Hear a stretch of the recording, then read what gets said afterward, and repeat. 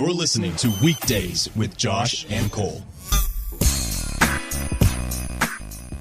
Good afternoon, good evening, and good morning to whenever and whoever is listening to this podcast, guys. Again, it's Weekdays with Josh and Cole. I'm your host, Josh Grismer, alongside my host, Cole Smitty Smith. You got this, Josh. And yeah, I'm working on this, guys. Sorry. Hey, real quickly, I want to talk about the NBA Finals because it's... Not the Nuggets? Well, no, but it's September 30th right now when we're recording this, okay? Yep. It's September 30th, and we're talking about the NBA Finals, which I think is a fantastic thing. I'm really excited about it. I'm looking forward to it. First game is tonight.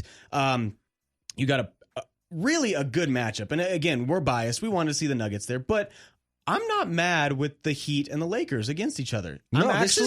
This is a great matchup. Kind of looking forward to this. I have been a huge Jimmy Butler fan ever since he really came into the league. I've liked the way he's played, which I guess hasn't been too popular with a lot of the teams he's been on. But I'm a Butler fan. I think no matter whether you like him or hate him, you have to understand how great LeBron James is. I mean, he is in his 10th NBA Finals. You know, that's more than don't quote me on this.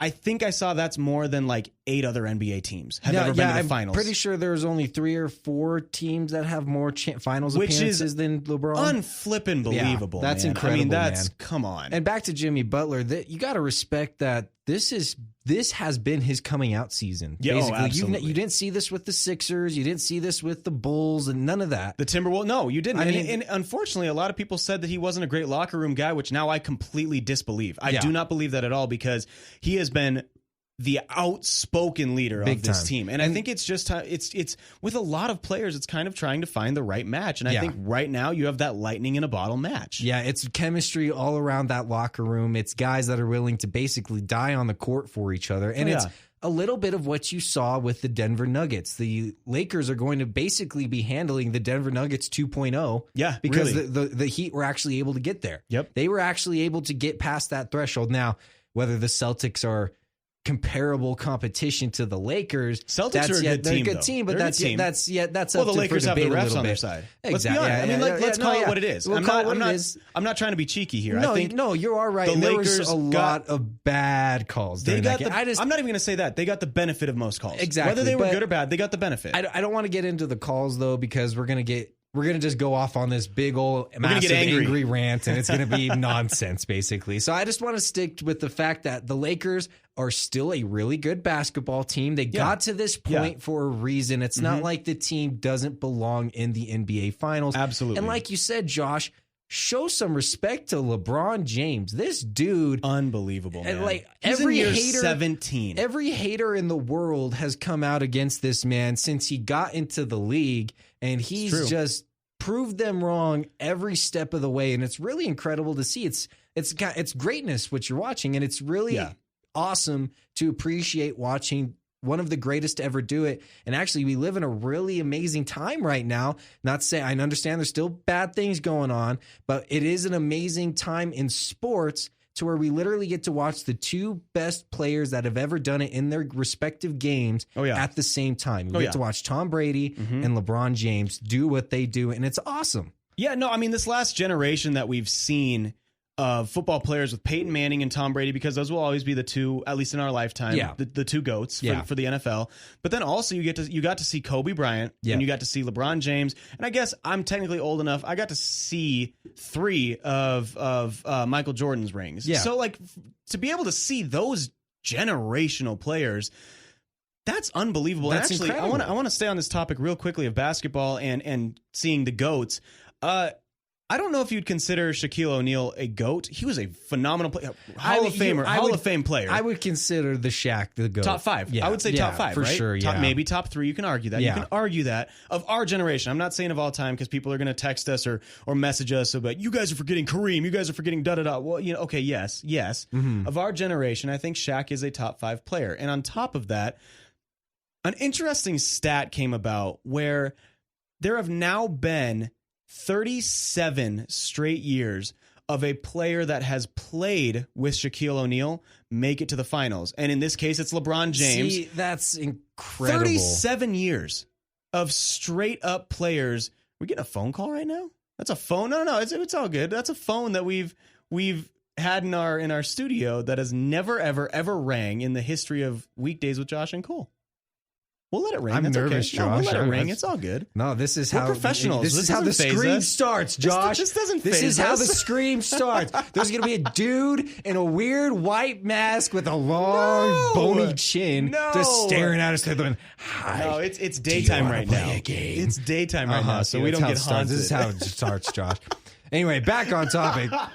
Wow. No, Get this I just, horse back on the track. I think it's really, really cool to see players that have stuck. What it attests to is how long Shaq played and how great he was for that long of a time, but then also the players he played with. Yes, yeah. Those guys were great too, Well, and good enough to stick around. But you got to look at the impact Shaq has even made outside the game. All those players that have made it to the NBA Finals outside of LeBron James too, he's made all of them better just by helping them out in their offseason, helping them out in life outside of basketball. That's why you got to throw Shaq at one of the greatest of all time. That's why you put Kobe as one of the greatest of all time. It's what he did outside of basketball that really counts. What you do outside of sports is what really counts. And kind of just going back to the NBA Finals, getting back to the actual action here, it's LeBron James versus Jimmy Butler. Now, obviously, you look at the paperwork, you got the Lakers, a powerhouse stacked team, basically another dream team 2.0 that LeBron has built over, except on the opposite coast.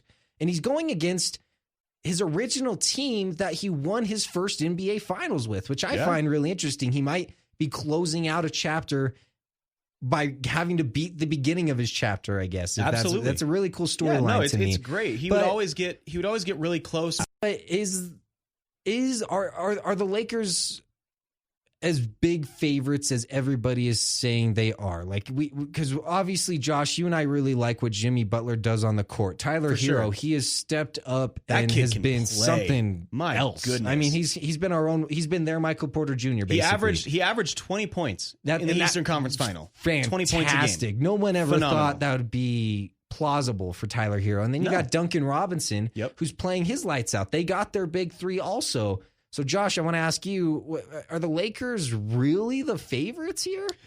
Yes, they are. I mean, let's call it what it is. They're the favorites. Okay. I think any team that has LeBron is the favorite. Yeah. But on top of that, the Miami Heat are a team that cannot be overlooked. Mm-hmm. That's the biggest thing. You cannot overlook a team like the Miami Heat because, look, I don't care how favorite the Lakers are. Like I said earlier, when you're that lightning in a bottle team, you are dangerous. Mm-hmm. You are a dangerous team. That's what the Nuggets had when they come back from two different 3-1 deficits. They had that lightning in a bottle. And that's the thing. Like, they were super, super hot. Yes, the Lakers slowed them down. Well, and the Lakers played that kind of lightning in a bottle against them. But you run out of lightning after a while. That's the thing. But the Heat have caught at the right time. Yep. Yeah. The look on Jimmy Butler's face I've seen when he's playing, it's like something I've never seen. It's a whole new level. No, you know what it is? It's what I've seen. I've seen it in LeBron.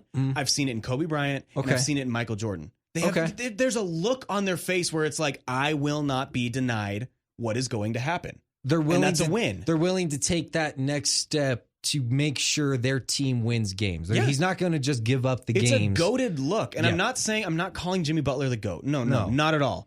But there is a look that the GOATs have had of the NBA, and you see it in Jimmy Butler's face. When a team is about to win the championship, there's just this overall confidence going into the game, right? And Absolutely. I think this is one of the few opportunities and one of the few games we've ever seen to where both teams are coming in with this confidence. I honestly, I think this series goes a full 7. I hope it does, because this is kind of a thing for me personally. I'm not too emotionally invested in either of these teams. Without the Nuggets, how could you be? But I still love good basketball. Well, yeah. Absolutely. So I want to see this dragged out 7 games. I really do. And like, actually, on the topic of lightning in a bottle, I do want to give a quick shout out to the Tampa Bay Lightning. They won the Stanley Cup. It was a phenomenal game. It actually happened on Monday night, and unfortunately, I think a lot of people were watching the Monday Night Football game. Great game. Not taking anything away from that. You know me, I've made it very well known on this show. You're our massive hockey fan. Okay, so I watched 99% of that game, and I probably watched 10 minutes of the Monday Night Football game. I'm sorry. But no, congrats to the Tampa Bay Lightning. They are the 2019-2020 Stanley Cup champions, and it was amazing to see kind of come full circle with them because they were knocked out they were heavy favorites last year. Big time. They got knocked out in the first. They got swept in the first round. So full circle. Really, really cool. There's a lot of amazing players on that team. There's a couple ex-Avalanche on that team, and Kevin Shattenkirk, he gets a ring, he gets the cup. I mean, if you think about Patrick Maroon was a guy that won the Stanley Cup last year with the St. Louis Blues. And Steven Stamkos. I mean, this guy's the captain of the team. Unfortunately, he was injured a very large majority of the year. Steven Stamkos is one of my favorite players in the league. Well, and he was still one of the first to hoist the cup, too. Absolutely. He's the captain of the team. He'll get the first chance at it. And like you said, the Lightning went into that series against the Stars with just this unwavering confidence that they were going to win the series. It was unbelievable. And honestly, you even saw that from game one because I was working the game. Yeah. And it was just amazing to see the chess game that the Lightning played against the Stars. Because, of course, when the Stars beat the Avalanche, we all knew it was physicality. It was who could get out on the ice faster, who could punch each other harder in the mouth. And the Dallas Stars won that fight. What the Lightning did is they said, you can hit us as hard as you want. We're going to be moving the puck so fast around you just with pure design of plays. Absolutely. That it's not going to matter. And that's exactly what the Lightning did. The Stars were even only able to get one game. Yeah, two games. That's the thing. So and in those 2 games, the Stars manhandled the Lightning. And that's their game. That's what they play. But what you said is perfect. In the Lightning, in the design of the plays, in their crisp passing, I almost want to compare it to, I want to say, 2007 to 2010 Patriots, where they were to put it in football terms, they were so good at the dink and dunk plays where they're not. Tom Brady can do it, but he didn't necessarily have to throw it 50 yards or go the Hail Mary route. It was designed passing plays where they would inch their way down the field. Much like that, the Tampa Bay Lightning, their neutral zone game, which is from blue line to blue line, is phenomenal. And they did not let the Dallas Stars really set up any type of plays because their defense was so solid.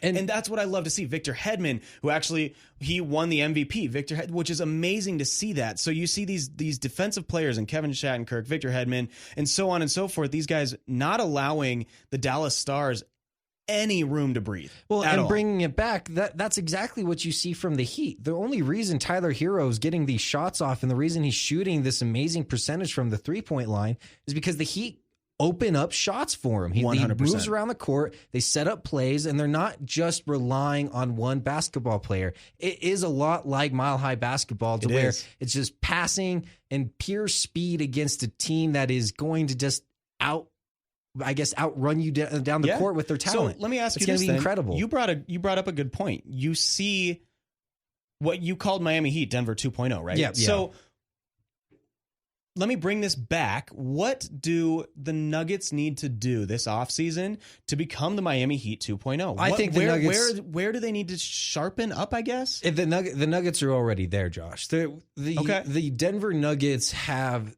tasted the NBA Finals, and I still truly believe that if the Nuggets somehow pulled that series off and did come back from a 3-1 deficit against the Lakers for a third time, which they very well could have. Look, it shouldn't have been 3-1. Well, no, and I get that. Game 2. Well, and honestly, it should have. I think, but again, it goes down to the fouls. I think and all the that series other crap. was lost in Game 2. Exactly. I'll be honest. No, well, when the Nuggets failed to tie the series, yes, I 100% agree because there was no way LeBron was going to lose 4 games in a row. Come on now. So I don't know if he's done that in his career. No, he's never. He never lost. He's never lost a 3-1 series once he's had a 3-1 series lead. So that was just impossible from the start. But if the Nuggets did do that, I have to say that basically would have been their finals test. Whoever they played after that would have been easy turkey. Nuggets would have won. Exactly. Whether it's the Heat or the Celtics, the Nuggets take them down. And that's why I say the Nuggets are finals ready. They are ready to bring a ring back to Denver. What they need is Michael Porter Jr. to start, get Paul Millsap out of there because I love what he was able to do this year. I love the leadership he brought to Denver. Big locker room guy. He's an amazing locker room guy. He's just super slow. He's super smart. He was able to move the basketball around AD with ease, and I was really appreciative of that. It was impressive, actually. It was really impressive. For his age, he's what, 34, 35, exactly. right? Yeah. but he's just, you can see him get so tired that when he slows down, the team's defense gets in jeopardy. Yeah. And I understand Michael Porter Jr.'s defense isn't much better, but at least he makes up for it on the offensive side of the court. Totally. So if you can get MPJ to really step up as that starter where he's rounding out his game offensively and defensively, because of course, as we all saw, that is what killed the Nuggets in a lot of big key moments was MPJ's inability to block any shots from the three-point line. Play any defense, to be honest, yeah. So if he rounds that out, that is what puts the Nuggets over the top because that's what you need. You need a big three, whether it's with Miami Heat, Jimmy Butler, Tyler Hero, Duncan Robinson, or the Lakers. You got LeBron, Kuzma, Anthony Davis, and actually pick your litter. You got Kentavious Pope or whatever, Cap. I mean, you got all these amazing guys on the Lakers that they're purely dominant. The Heat only have 3, maybe 4 players on their team. Their depth is not as deep as the Lakers. But as we've been talking about, they have that fire and their ability to outthink their teams and to really shut down heavy shooters. That is what's going to set the Heat apart in this final series. And that's why I do think the Heat have the ability to take it to game 7. But like you said, Josh, if they go down 3-1, you're done. A death sentence. That's the nail in the coffin. No, and I agree with that. And wrapping up this segment, I think, and I know we've said this, 100 million times on our show, but look, when you take a look at the young core of the Nuggets, and I think the biggest thing with them is they got to get more consistent. Even Jamal Murray. Look, Jamal Murray showed he is a superstar. Like, big time. You don't score multiple 50-point games and not become a superstar in the playoffs. That dude has the cheapest max deal you could ever ask for. So I think for that, look, the young cores of even the Avalanche and the Nuggets put together, we're at the very tip of getting up that mountain. Time, like we have years and years of good basketball and hockey about to be played ahead of us. And we've already had good years behind us already. So again, there's so much to look forward to with these young core teams. And even look, guys, we're going to talk about the Broncos in the next segment before or after we come back from break. And I think even looking at the Broncos, yes, they are so injury deprived right now, and it sucks and it's hard to watch. We have $60 million in cap salary on injured reserve this year. Okay. Yes, yeah. So look, I'm not even in full panic mode for the Broncos yet. There is a young core, and we're going to talk about it when we get back from break. This is what we want to talk about on the other side. I think what we see is there's hope. That's the biggest thing. There's a lot of hope, and we're going to get back to that coming back from break. You guys have been listening to Weekdays with Josh and Cole. We'll be right back. You're listening to Weekdays with Josh and Cole.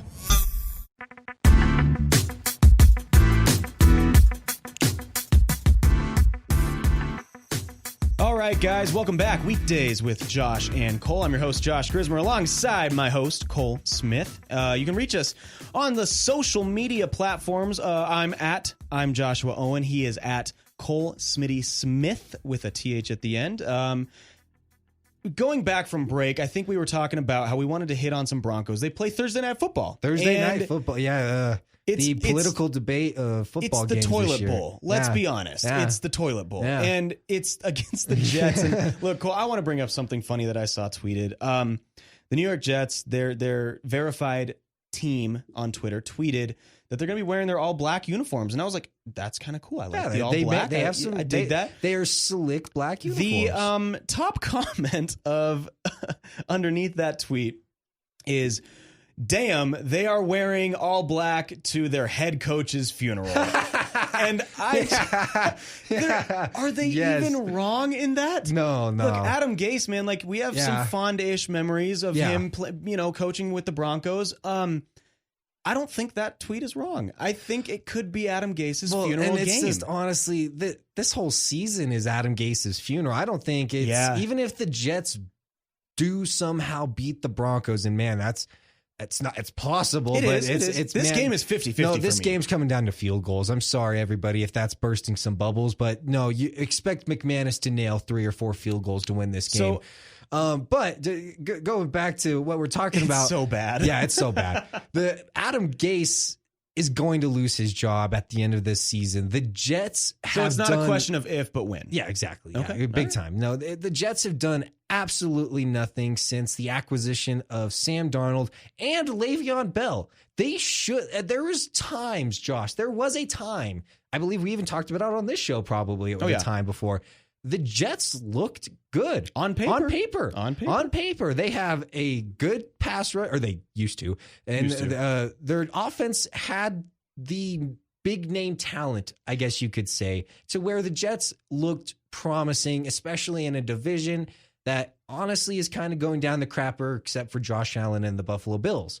So, with that said, Adam Gase has been the head of all of this because that's what he wanted, right, Josh? Oh, yeah. He wanted full responsibility. Absolutely. He wanted to be the GM. He wanted to be the head coach. He wanted to make all these stupid decisions, and now it's going to come and bite him in the butt. But let me ask you something real quickly. So I want to go to Sam Darnold because we all know last year on a primetime game, he was quoted saying, "I'm seeing ghosts." Yep. And yeah, Jacksonville took advantage. So I don't think Sam Darnold is a bad quarterback. Sometimes I see him make phenomenal plays on the run and everything like that. And actually, Juju Smith-Schuster today said, Sam Darnold is my guy. Yes. He goes, they're both USC guys. Sam Darnold's my guy. He goes, he literally says, Ben's my quarterback, but after he goes, I would love to see Sam Darnold in black and gold. Is it just a bad situation for Darnold?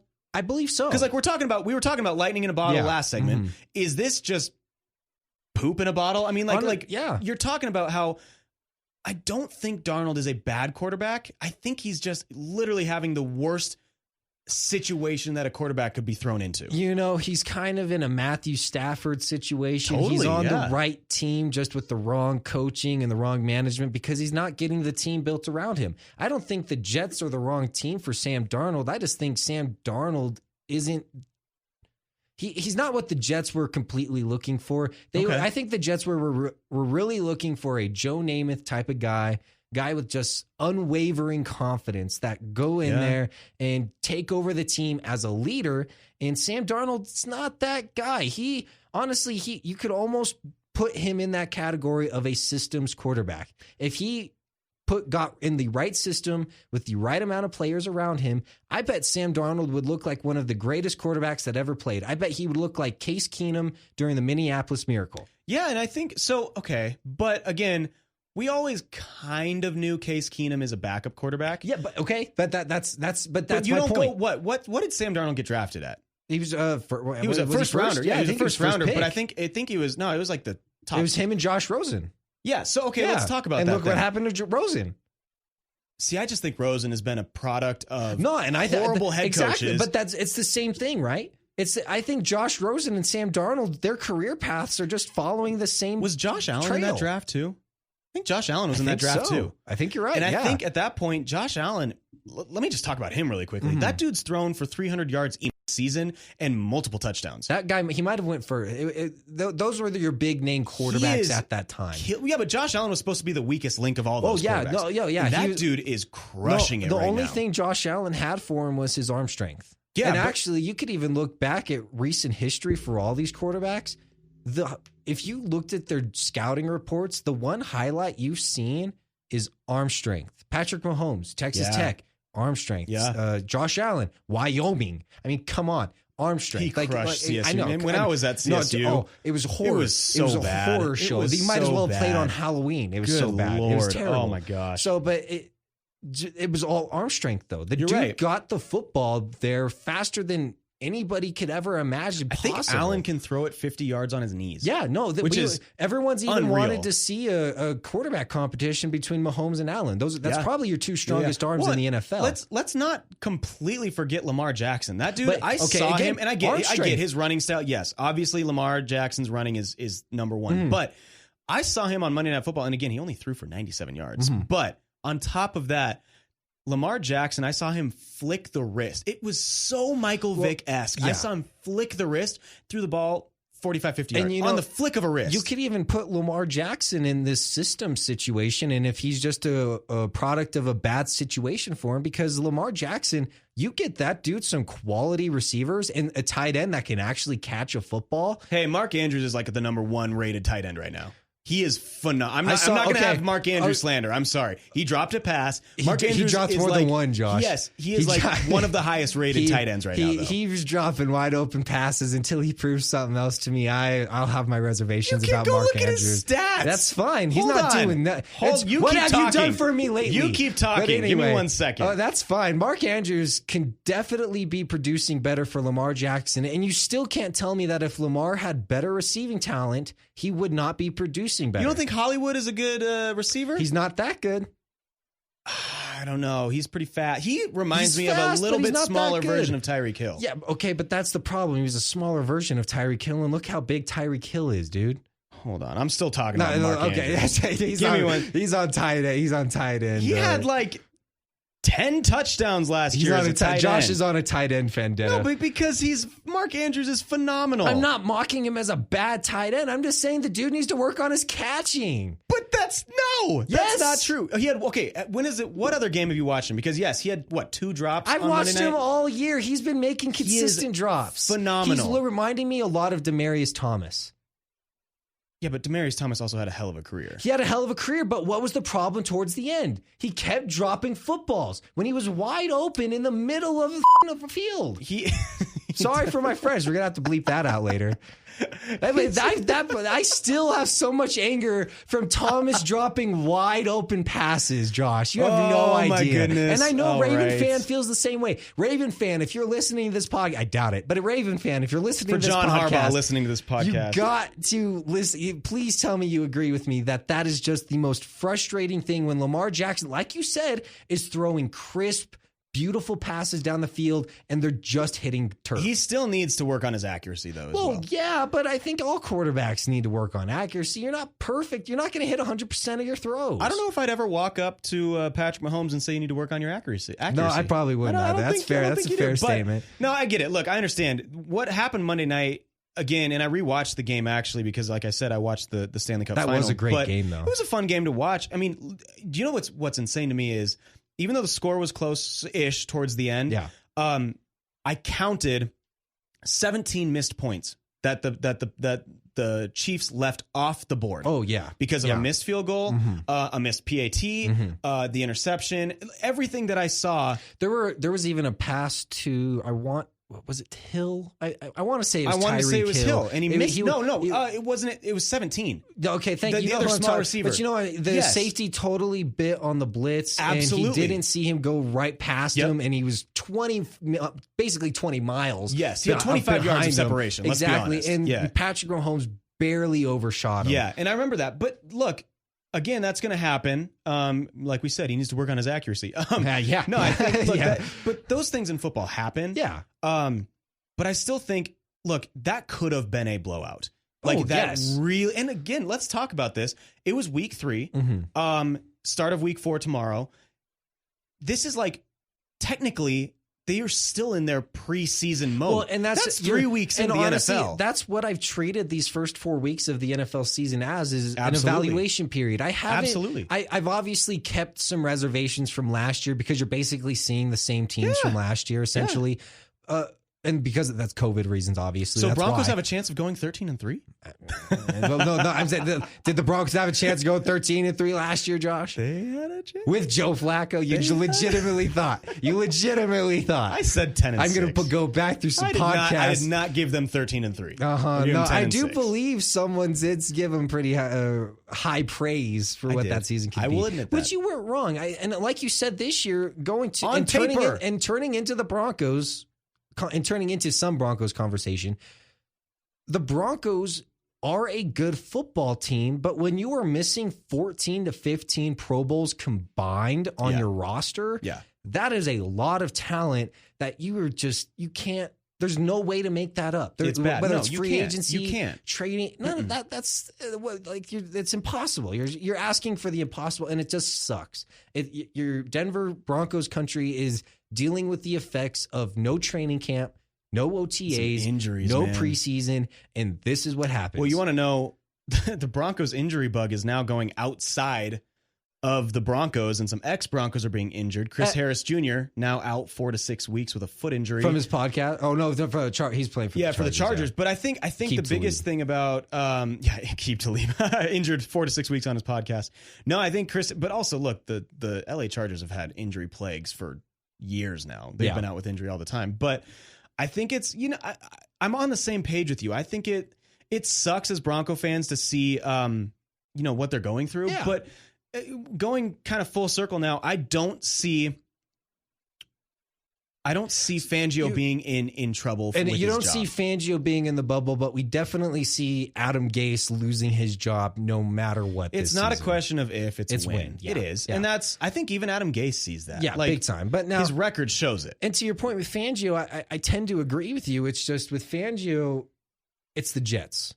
This is a team that, much like you, has absolutely no business winning this game. Honestly, both these teams have no business being in primetime football. The weird thing for me about the Jets is that they're relatively healthy. Oh yeah, no, but that's the problem. That's where my problem lies if the Broncos do in fact lose this game, is that the Jets are playing so poorly without missing really any talent. They just don't have any players. No.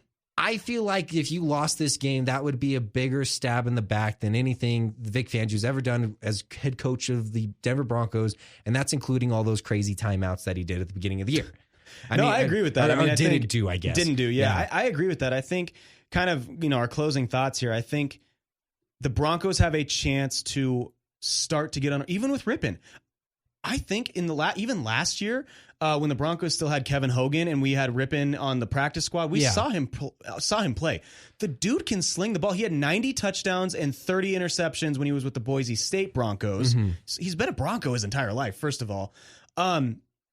The guy can throw it. He can rip it a little bit. Rippon can rip it. Rippon can rip it, just like Mark Rippon, his dad or grandpa, uncle. Yeah, football's in the blood of the Rippons. No, yeah. Hey, even his cousin played in the Legends Football League, which, if for all you sleazier guys out there, is the Lingerie Football League. It's true. Yeah, it's not even called. Oh, Josh, it's not even called the Lingerie Football League anymore. It's the Legends Football League. But she actually we watched that for good football. Yeah, but we watched that for mechanical football. Personally, I do appreciate women playing tackle football. Absolutely. And she was a really decent quarterback for that league. And you're like you said, it runs in the family. But even if the Jets somehow lose this game to the Denver Broncos, which again might get Adam Gase fired.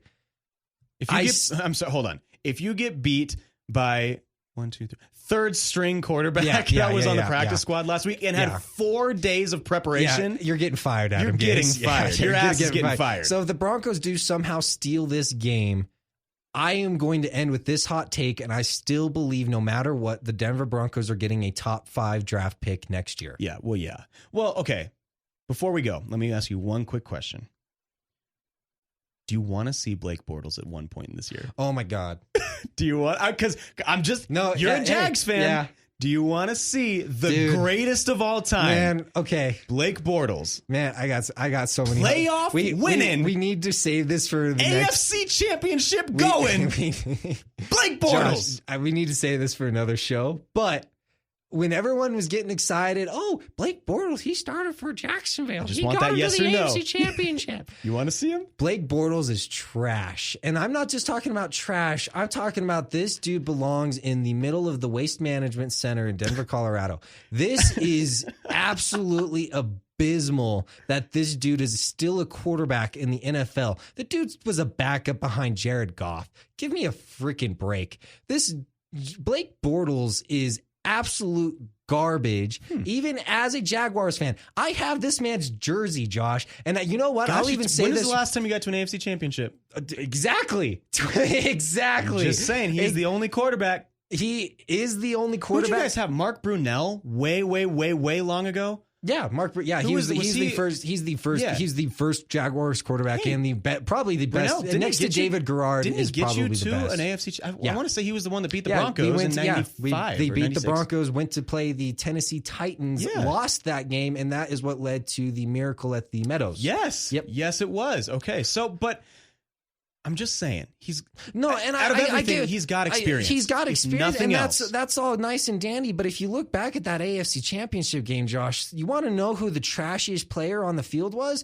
It was Blake freaking Bortles. And if honestly, the Jaguars are one good quarterback away from beating Nick Foles in the Super Bowl. You're right. You're because absolutely you got to right. admit that defense Jacksonville put together is arguably one of the greatest defenses the NFL has ever seen. I want to say Saxonville at that point in time was.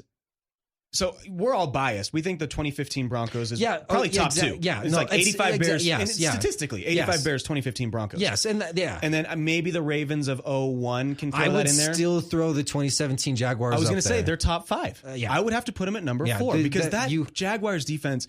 I'm a Minshew fan. I'm not a Jags fan. No, you're Jags fan via me. Basically. Watching them play that year, it was impressive. No, it was amazing. They shouldn't have been there at all. No, exactly. With Blake Bortles, no, and that just proves how amazing that defense was with Malik Jackson, Calais Campbell, Paul Posluszny, Telvin Smith, Jalen Ramsey, AJ Bouye. I mean, the list goes on forever on all stars that was on this defense. Really, really good. That's why I say that team took Blake Bortles to the AFC Championship. It just so happened that Blake Bortles was the quarterback. So look, Blake Bortles was also kind of the Trent Dilfer. Trent Dilfer won a Super Bowl with the Ravens in 01 because of the Ravens defense. Yeah. That defense was phenomenal. Well, and honestly, Blake Bortles, like I said, is one stupid throw away from winning a Super Bowl and getting himself a ring. And honestly, the Broncos would be going through a whole new Case Keenum situation with a guy that went to the Super Bowl, or even with Nick Foles. It would be the same situation the Broncos put themselves in. Yeah, and it's a boring story, dude. No, I hate it. agree. So I don't want to see Blake Bortles. You don't want to see him? No, and if he does, yeah, sure, I'll wear my Bortles Jaguars jersey. I'm not have to. Hey, if they win, you got to wear that thing for a week. Oh yeah, I will. I totally will. I'll make that bet right now. We're gonna. All right, on the weekdays with Josh and Cole. If Blake Bortles gets in, and no, he has to win. If he Blake starts Bortles starts a game wins. and wins, he's going to be wearing a Jag, and I'll take a picture every day. He's going to wear a Jags jersey for 1 week. You guys are listening to Weekdays with Josh and Cole. We're coming at you next week with a whole new episode. Thank you guys so much for listening. We'll see you later.